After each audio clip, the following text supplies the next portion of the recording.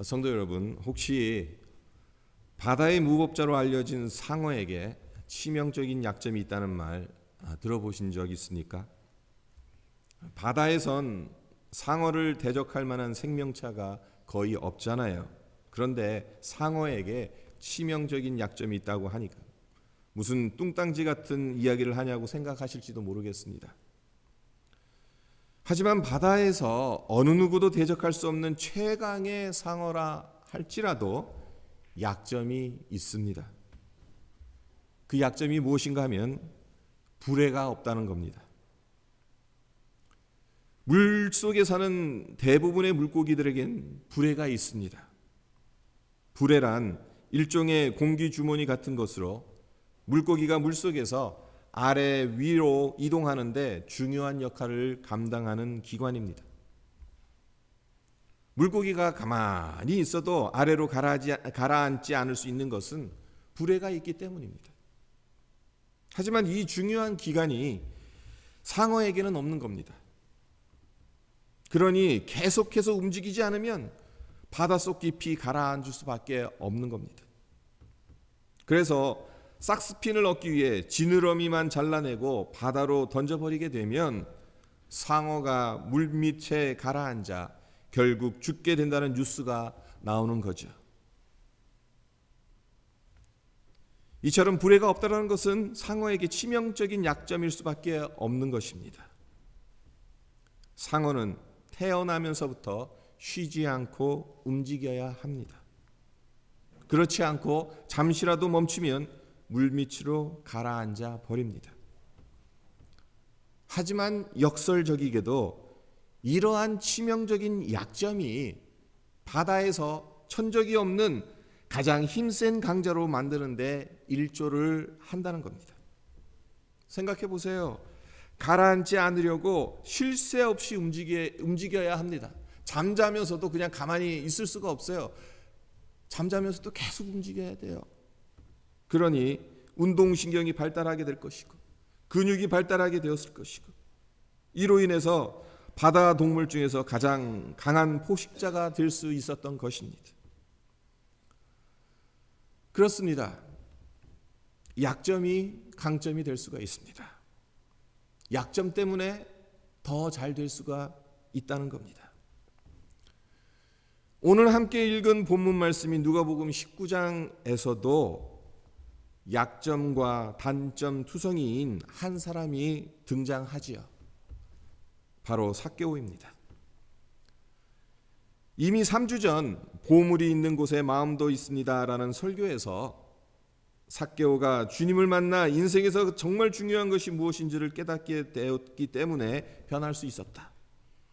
삭개오에게 예수님을 만나기 전까지는 그 마음의 보물은 돈이었는데 예수님을 만나고 난 이후에는 돈보다 예수님이 훨씬 더 가치 있는 보물이라는 것을 깨닫게 되었고 그 결과 아주 쉽게 자신의 재산을 내려놓을 수 있게 되었다. 이런 말씀을 드렸었는데요.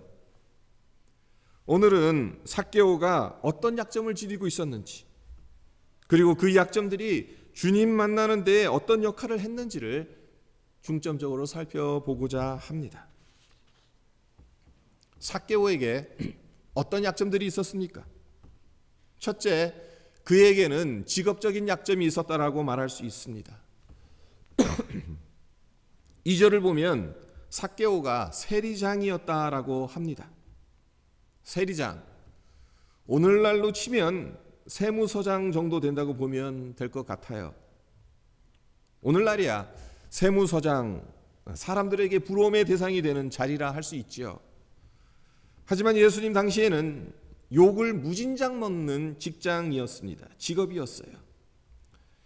그 당시 이스라엘은 로마의 식민 통치를 받고 있었고 세리는 로마 정부에 의해서 임명을 받아 로마를 위해 동족인 유대인들에게 세금을 거둬들여야 했기 때문에 동족들에게 얼마나 미움을 받았는지 모릅니다. 아무도 상대해 주지 않았습니다. 모두에게 왕따를 당하면서 살아가야 했습니다.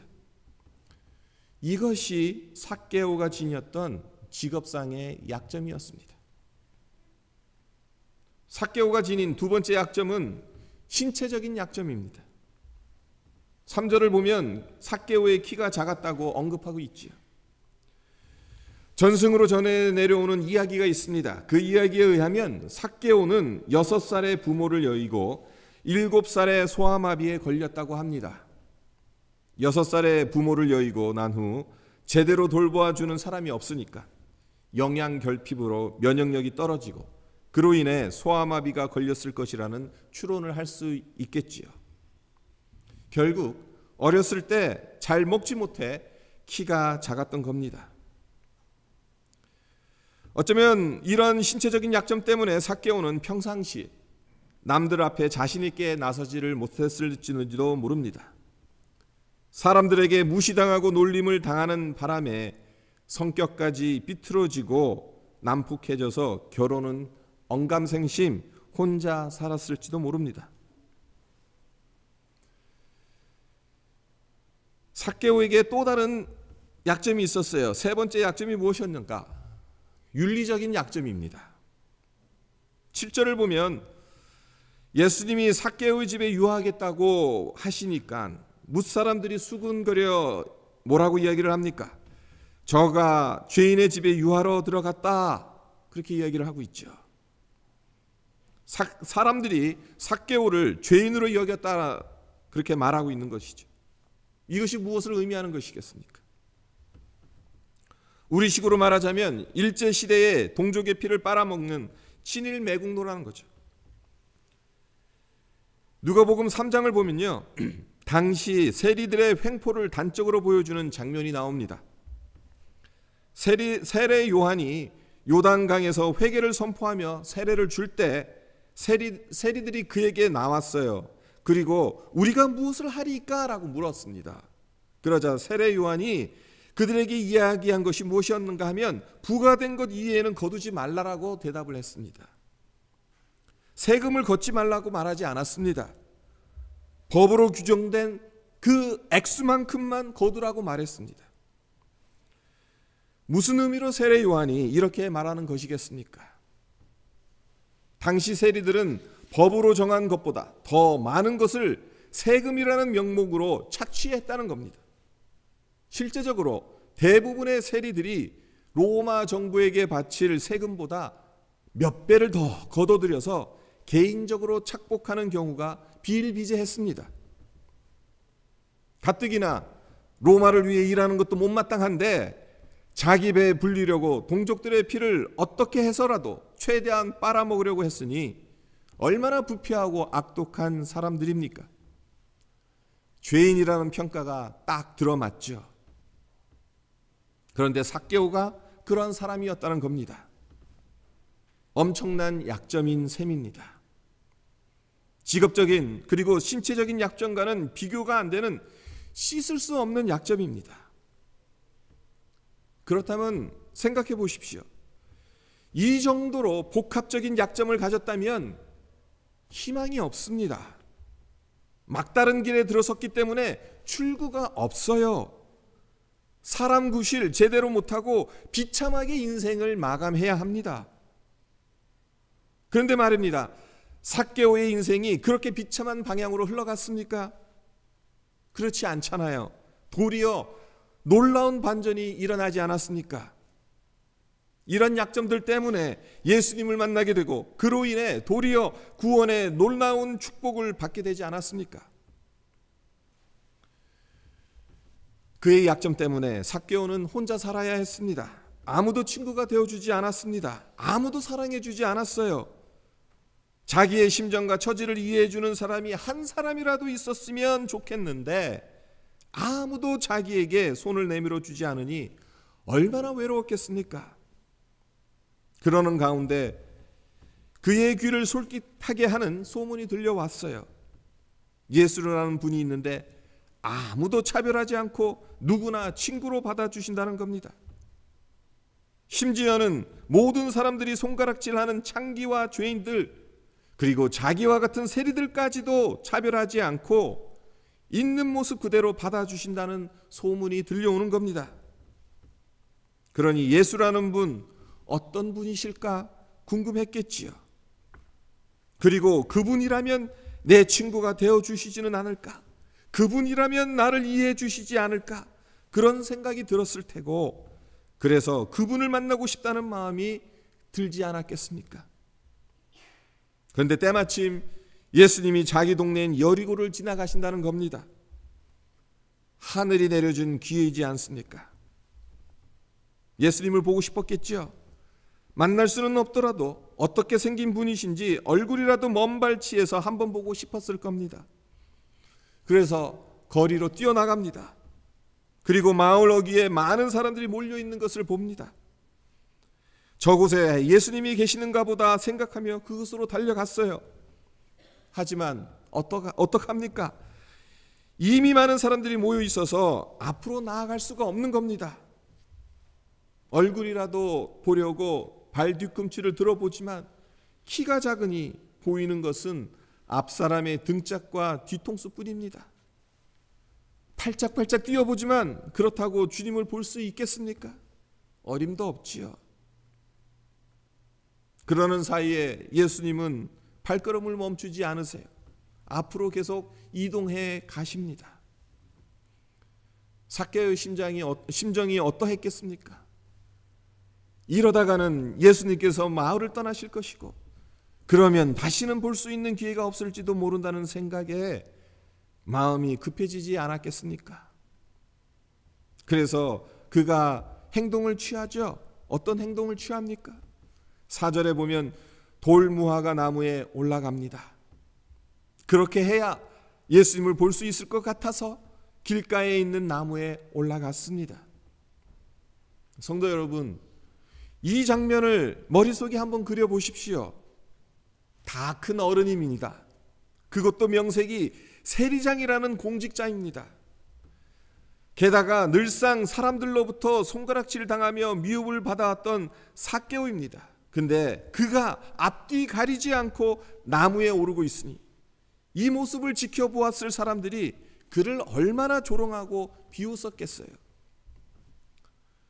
하지만 삭개오에게는 그런 것들이 중요하지 않았습니다. 예수님의 얼굴을 보는 것이 그에게 더욱 중요했습니다. 만약 삭개오의 키가 작지 않았다면 어떻게 되었을까요? 만약 삭개오가 키가 컸더라면 굳이 나무 위에 올라가지 않아도 되었을 것입니다. 그러면 수많은 군중들 속에서 예수님의 얼굴을 볼 수도 있었을 것입니다. 하지만 그것이 전부였겠지요. 나무에 올라갈 필요가 없으니까 나무 위에 매달린 그의 우스꽝스러운 모습이 예수님의 눈에 띄지 않았을 것이고, 예수님이 그를 만나 주시지도 않았을 겁니다. 그 결과 다른 사람들처럼, 많은 사람들처럼 단순한 구경꾼으로 끝나버렸을지도 모릅니다. 그러나 삭개오는 신체적인 약점이 있기 때문에 나무 위에 올라가는 방법 위에는 없었어요. 그리고 그것 때문에 예수님의 눈에 띌 수 있었습니다. 그리고 예수님을 집으로 모시는 영광을 누렸어요.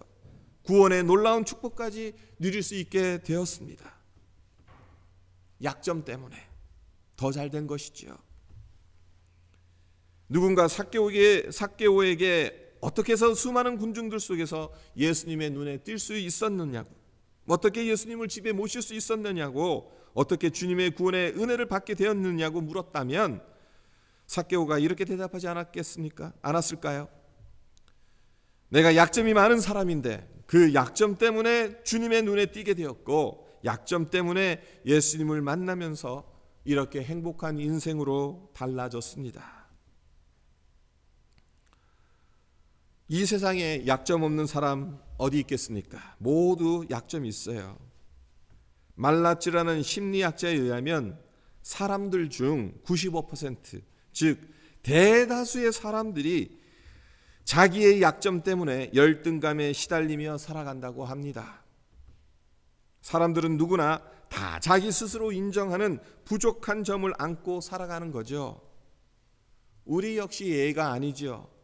저와 여러분 모두 약점을 갖고 있습니다. 중요한 것은 약점을 어떻게 볼 것이냐입니다. 약점 자체가 문제가 아니라는 거예요. 일본 사람들이 경영의 신으로 추앙하는 마쓰시타 전기회사 창립자인 마쓰시타 고노스케의 자서전에 나오는 이야기입니다.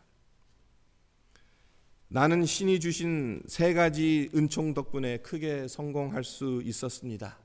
첫째, 집이 몹시 가난해 어릴 적부터 구두 닦기, 신문팔이 같은 고생을 통해 세상을 살아가는데 필요한 많은 경험을 쌓을 수 있었고, 둘째, 태어났을 때부터 몸이 몹시 약해서 항상 운동에 힘써 왔기 때문에 건강을 유지할 수 있었습니다. 그리고 셋째, 초등학교도 못 다녔기 때문에 모든 사람을 나의 스승으로 여기고 누구에게나 물어가며 배우는 일에 게을리하지 않았습니다.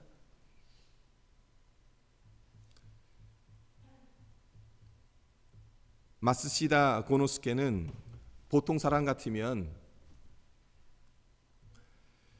약점이라고 생각했던 것들, 이런 것들로는 도저히 내가 어떻게 할 수 없다라는 것들, 그것을 오히려 신이 주신 3가지 은총으로 해석을 했어요. 하나님께서 우리에게 약점이 있게 하신 이유가 있습니다. 그것은 그 약점을 통해 우리를 축복하기 위해서입니다. 약점을 갖게 하심은 그 약점을 통해 배우고 그 약점을 극복하기 위한 열정을 기르라는 것입니다. 그리고 그 배움과 열정 속에서 주님은 우리를 만나 주시고 우리에게 축복하시는 겁니다. 그렇기 때문에 약점 때문에 괴로워하지 마시기 바랍니다. 약점 때문에 부끄러워하며 열등감에 사로잡힐 필요가 없습니다. 그렇지 않은 척 할 필요도 없고요. 혹시라도 다른 사람들에게 들킬까 봐 전전긍긍할 필요도 없습니다. 그저 약점을 겸손히 인정하고 약점을 극복하려는 열정이 있으면 됩니다. 약점을 극복하기 위해 기도하고 성실하게 노력하면 됩니다. 그러다 보면 나도 모르는 사이에 그 약점을 극복하느라고 흘린 땀과 눈물 위에 아름다운 축복의 탑이 우뚝 서 있는 것을 볼 수 있게 될 것입니다. 우리에게 있는 약점이 우리를 더 잘되는 길로 인도하는 축복의 통로가 될 수 있음을 믿으시기를 바랍니다. 삭개오는 약점투성이었지만 그 약점에 파묻혀 비참하게 살아가지 않았습니다. 도리어 그 약점 때문에 분발했습니다. 누구도 사랑해 주지 않았기 때문에 있는 모습 그대로를 사랑해 주시는 예수님을 찾아왔습니다.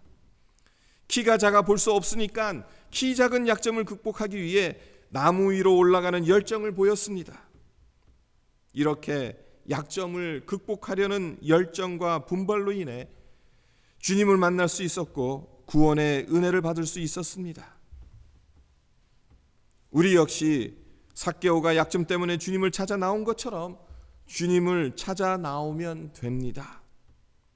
삭개오가 주님을 만나기 위해 나무에 오르는 열정을 품었던 것처럼 우리 역시 주님을 만나려는 열정을 품으면 됩니다. 성도 여러분, 빙점이라는 소설을 읽어보신 적 있는지 모르겠어요. 빙점이라는 소설로 잘 알려져 있는 일본의 여성 작가인 미우라 아야코의 아프지 않으면이라는 글이 있어요. 아프지 않으면 드리지 못할 기도가 있다. 아프지 않으면 듣지 못할 말씀이 있다. 아프지 않으면 접근하지 못할 생각이 있다. 아프지 않으면 우러러 보지 못할 거룩한 얼굴이 있다. 아프지 않으면 나는 인간일 수 없다. 아프지 않았더라면 정말 소중한 것을 깨닫지 못했을 것인데, 아프지 않았더라면 정말 귀중한 것을 찾지 못했을 것인데, 아프지 않았더라면 내 생명이신 주님을 만나지 못했을 것인데, 그러나 아픔으로 인해 이 모든 것들을 얻을 수 있게 되었다며 감사하는 기도이죠. 아픔이 도리어 축복이 되었다는 것입니다. 그렇습니다. 약점으로 인해 주님을 만난다면 그것은 축복입니다. 실패로 인해 주님을 찾는다면 그것은 축복입니다. 약점은 저주가 아니라 주님을 만나게 만드는 축복의 통로일 수 있다는 거예요. 여러분에게 무슨 약점, 어떤 아픔이 있으십니까? 어쩔 수 없다고 주저앉지 마시기 바랍니다. 약점 속에서, 아픔 속에서 주님을 찾으시기를 바랍니다. 그러면 그 약점 때문에 더 잘되는 복을 누리게 될 것입니다. 그 아픔 때문에 주님의 마음을 헤아리는 자가 될 것입니다.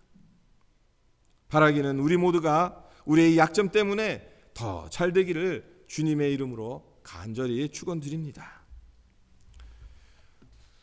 네, 오늘 말씀 잠깐 상고하면서 묵상하면서 기도하도록 하겠습니다. 삭개오가 예수님을 만날 자격이 있습니까? 자격 없는 사람입니다. 동족들에게 참 비난을 받고 조롱을 당하고 부자였어요. 얼마나 자기 동족들의 피를 빨아먹었으면 부자가 되었겠어요. 직업상의 약점이 있었습니다. 또 신체적인 약점이 있었어요. 근데 그것보다도 그것과는 비교할 수 없는 윤리적인 약점, 씻을 수 없는 약점이 있었어요. 그럼에도 불구하고 오히려 그 약점 때문에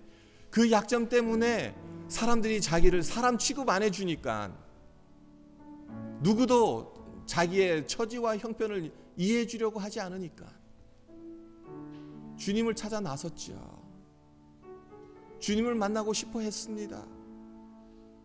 그래서 나무에 오르는 그런 열정까지 보였어요. 그래서 예수님께서 그를 만나 주셨고 그에게 구원의 복을 허락하셨어요.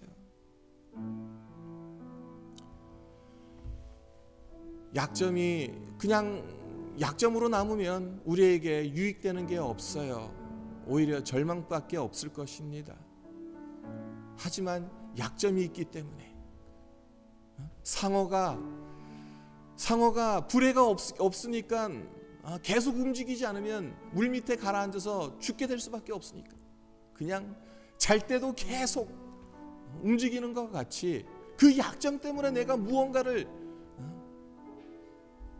분투하면서 분발하게 되면 오히려 그 약점이 나에게 강점이 될 수 있다는 사실, 삭개오가 우리에게 보여주는 교훈이지 않습니까? 하나님, 우리에게 많은 약점들이 있지만 하나님 오히려 이 약점들이 하나님을 드러내는 축복의 통로로 하나님 빚어져 가게 해주십시오. 우리의 약점마저도 하나님께서 빚으시고 하나님께서 인도하셔서 아름다운 형상으로 지어져 가게 해주십시오. 우리 함께 기도하는 시간이 되었으면 합니다. 기도하겠습니다.